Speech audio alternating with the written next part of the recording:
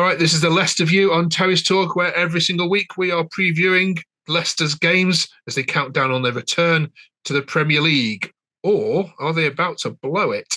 To discuss all of that is our Leicester fan, Jack. Good evening, Jack. How are you? Very well, thank you. And joining him as his guest on the Leicester View this week is Jawad, who's our QPR fan, and they'll be travelling nervously, I think, to the King Power this weekend. How are you, Jawad?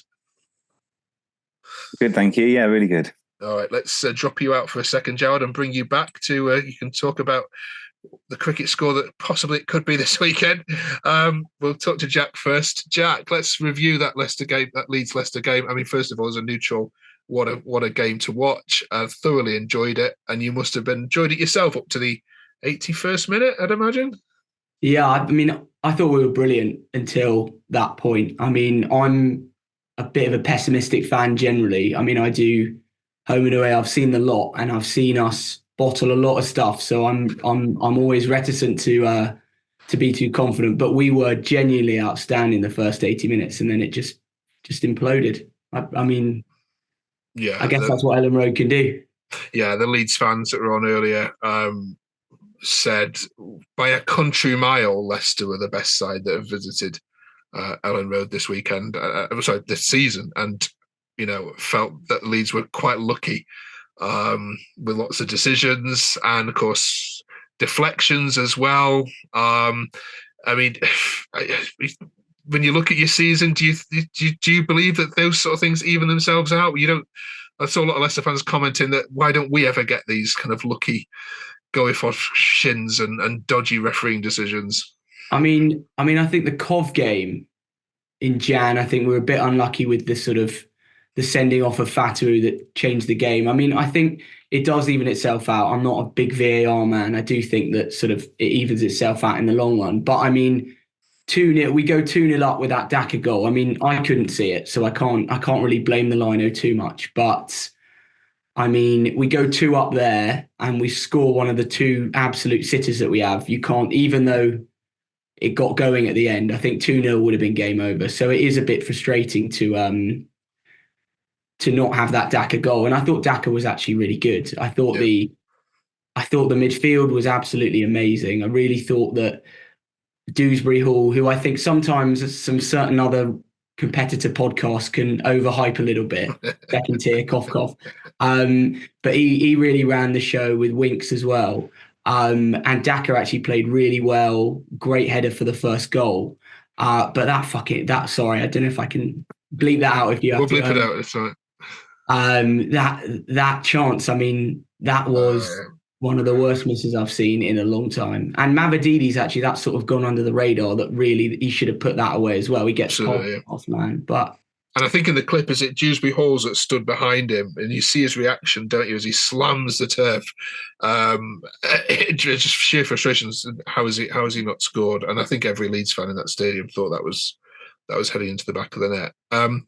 Can I ask you about Vestergaard? Because I think in the previous Middlesbrough game, he got quite a bit of stick from Leicester fans, and some would say rightfully so. But did he vindicate his performance against Leeds for you? Some were saying actually clearly man of the match.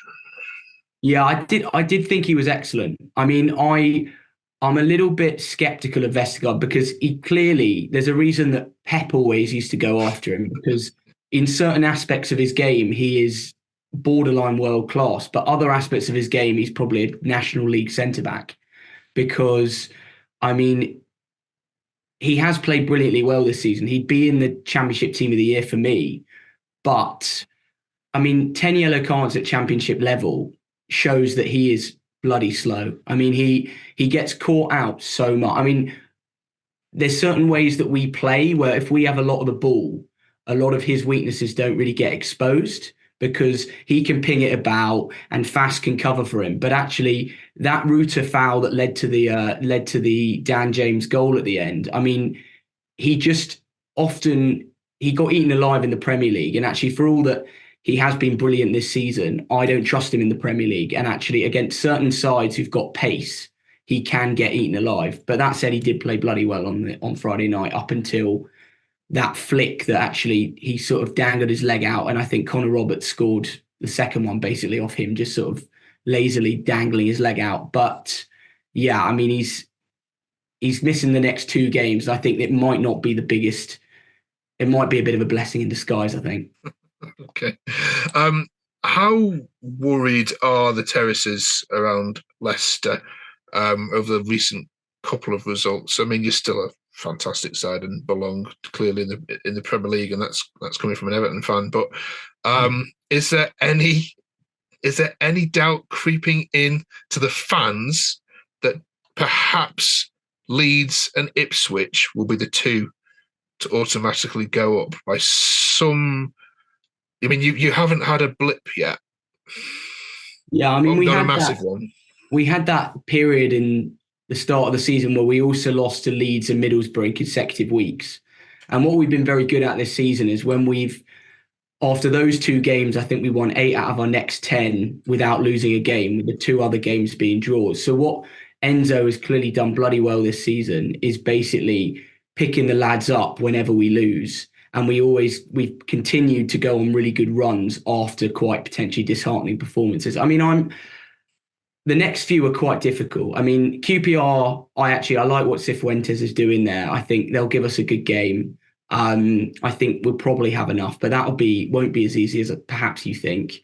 I think Sunderland away with Vestergaard out with a different back four and Holloway, who looked like a proper side. I think if we can get past those three and then Southampton at home, if we can be still 6 points up by then, I think we'll be all right. But I mean, those are all difficult games. I think the way we played on Friday makes me think I think we'll be all right, because that was probably one of the best performances in the whole championship this season, I think. Yeah. The way we bossed that midfield. But I think we'll be all right, but that's partly because I don't quite buy into Ipswich. I don't think teams that concede as many goals as them will go up, but they are continuing to defy the odds. So, I mean, you never know. But I think we'll be all right, but I think it's not impossible. I think I saw that Leeds' next 4 are pretty piss easy, which I don't really understand how, given they've won 8 in a row, and I heard they've been pretty easy games as well. But they've clearly got... I could see them potentially winning the league, although I think we'll probably have enough. But I think top 2 wise, I think we'll be all right.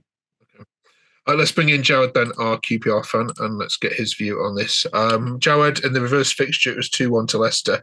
I think we did a video before that, and our title was, "Is this going to be a cricket score?" And we were quite rude to QPR in this podcast at that point, because you held out, didn't you, that game, and it was a really closely fought game. Do you think in any way, shape, or form that this is going to be as close as that one? I think it could be a bit closer. We've improved massively since that game. You would have found a lot of QPR fans that had bets on 5, 6, or 7-0. We were that bad at the time, and it took quite a stunning goal from Harry Winks to win it. We obviously only had about 18% possession, but actually the result was far better than what we thought. And I have to say, I haven't seen loads of Leicester, but that day they didn't impress me, and kind of been watching them on and off. But I have to say, on Friday night they looked a different class, and yeah, they if they perform at that level, then we'll find it tough, I think. Yeah, this is a very different QPR, isn't it? Jack, just finally on your team then, Maresca's in-game management has been called into question a couple of times this season, particularly against Middlesbrough, substituting that's the wrong players. Do you have every confidence? I mean, I think you clearly will get promoted, but do you have every confidence that he's going to be fit for the Premier League as a manager? Do you have doubts about him yourself?